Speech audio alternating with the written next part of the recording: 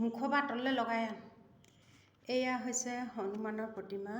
যিসকল ব্যক্তিৰ আকাল মৃত্যু থাকে বা তেওঁলোকৰ কামবোৰ সম্ভৱ নহয়, বেপাৰ বিজনেছ তথা চাকৰি বাকৰি কৰিবলৈ ইচ্ছুক থাকে, তেওঁলোকৰ আধা বাটতে ৰৈ থাকে, সেইসকল ব্যক্তিয়ে সেন্দুৰ ওপৰৰ পৰা দিয়া পূৰা দেহিমে লগা ওপৰৰ পৰা তললৈ সানিলে এনেকৈ সকলো মনৰ কামনা পূৰ্ণ হয়, দীৰ্ঘায়ু আশীৰ্বাদ পায়। শ্ৰী ৰাম আৰু সীতা আইদেউ ৰামৰ আয়ুস দীঘল হ'বৰ বাবে তেওঁ সদায় সেন্দুৰ লগাইছিলে। আৰু তাকে দেখি হনুমান শ্ৰীমন্ত ভগৱন্ত হনুমানে এদিন লুকাই কিনে চাই আছিল।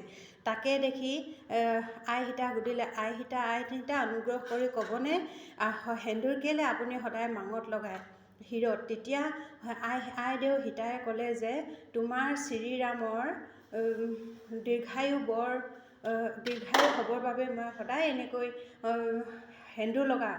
তাকে ভাবি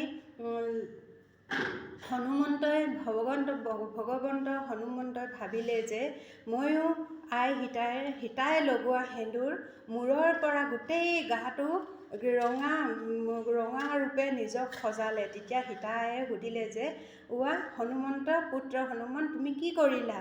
তেতিয়া সাউতকৈ উত্তৰ দিলে যে হনুমন্তই, মই সদায় মোৰ শ্ৰীৰাম দীৰ্ঘায়ুৰ আৰু সদায় ভালে কুশলে থকাটো মই বিচাৰোঁ, সেইবাবেহে মই এয়া আপুনি লোৱা সেন্দুৰ মই মোৰ গোটেই দেহটোতে মই এনেকৈ গ্ৰহণ কৰিলোঁ।